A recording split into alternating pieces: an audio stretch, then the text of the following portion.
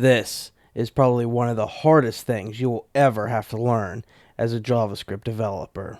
But don't you worry, because I am here and I am going to walk you through this step by step to make sure that it is crystal clear and you understand everything that we're going through today. So let's get started working with the window object, methods, and the keyword this.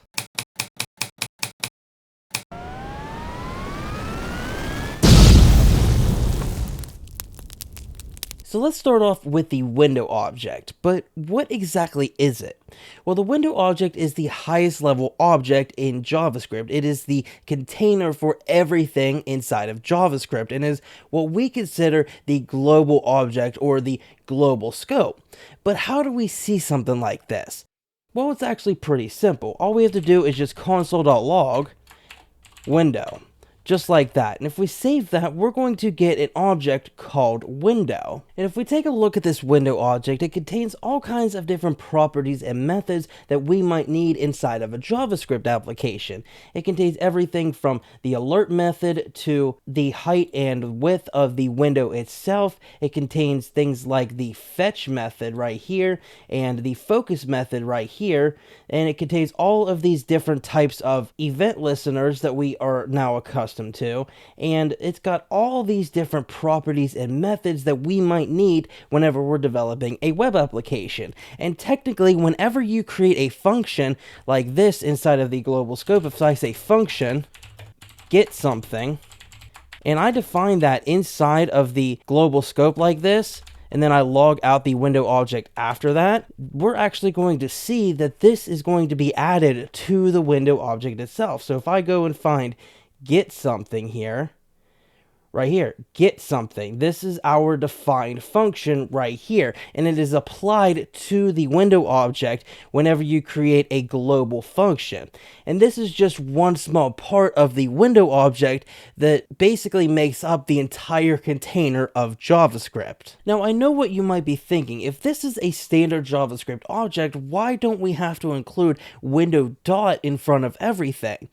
Well, actually we can if we really want to. So let's go ahead and say just console.log inside of here, and we'll say we got something. Just like this. And if we just go ahead and say window dot get something, just like this, and we save that, we are actually going to get that log out just like we would if we just said get something just like this. It is the exact same thing because it is defined in the global scope. And if we omit the window dot, JavaScript knows that it's in the global scope and it's going to automatically add that for us so we don't have to. Now, there are instances where you need to include the window dot, just like if we wanted to add an event listener to the window object. So if we want to do something like that, we could say window.add event listener, and then we could listen for just about any event that we want to. Let's say maybe a click, and normally you wouldn't listen for a click on the window object, but you can. And we could point to a function called window clicked, and if we just go ahead and define that function real quick,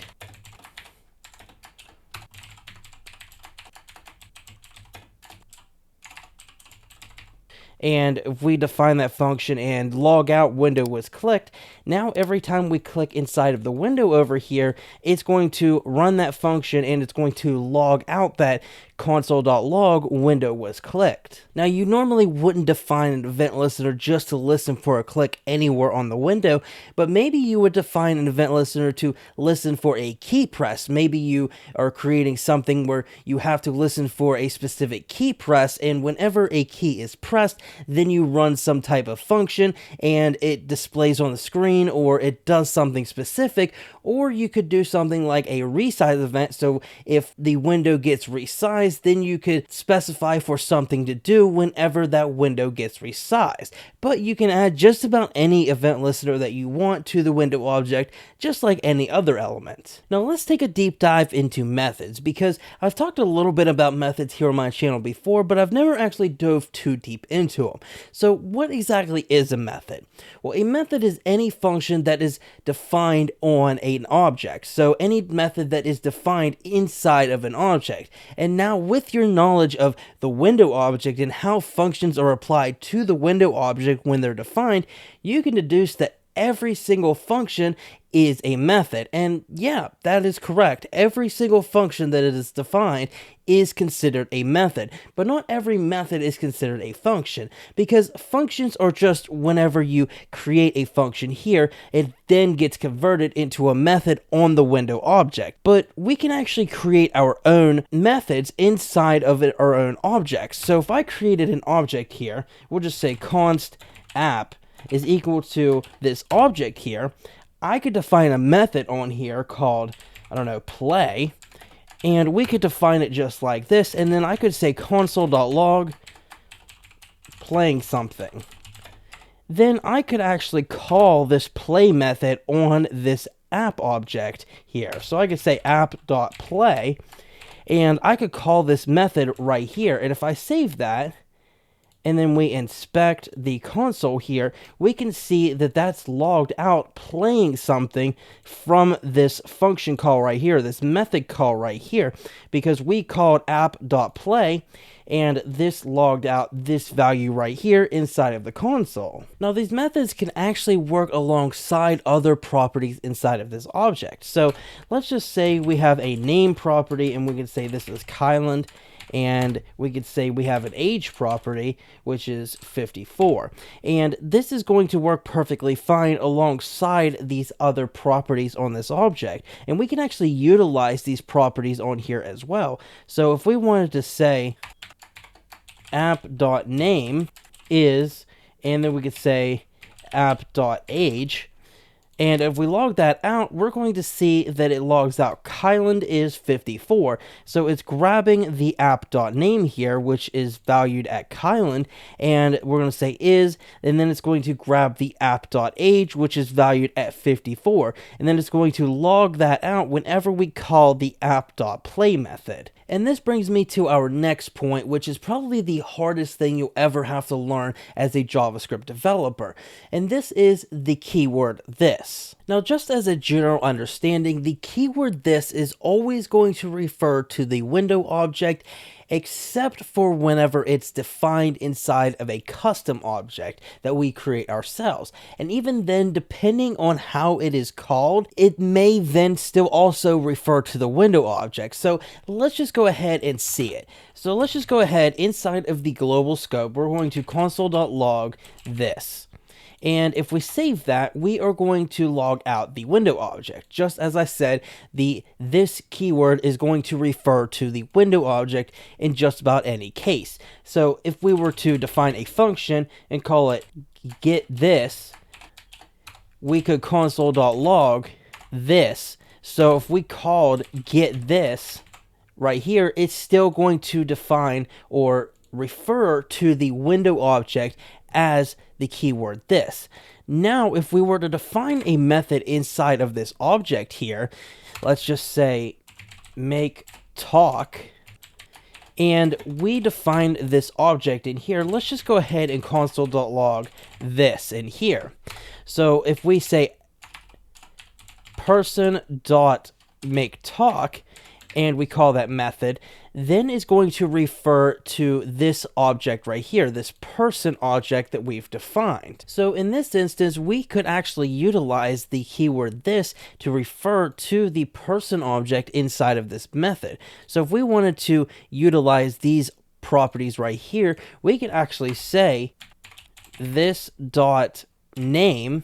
And if we save that now, we are going to log out the value that is stored in person.name. So whenever we call it inside of this custom object here, and we call this method here, this is going to refer to this object right here, the person object that is calling this keyword, the keyword this. And we could also refer to other methods inside of this custom object as well, just using the keyword this. So let's create another method called sayName, and inside of this method, we're just going to refer to the makeTalk method. So we could say this dot makeTalk, and it's just going to call that makeTalk method, which is essentially going to do the exact same thing. So if we say person.sayName down here, we're going to get the exact same result here. So the person.sayName method is being called, and this is going to call this, so referring to the person object, .makeTalk. And then this is going to run the makeTalk method, and then the makeTalk method is going to refer to the person method, or the person object .name, the value stored in name. So we get the exact same result even if we were referring to a different method inside of this object. Now surprisingly, this is not even the confusing part.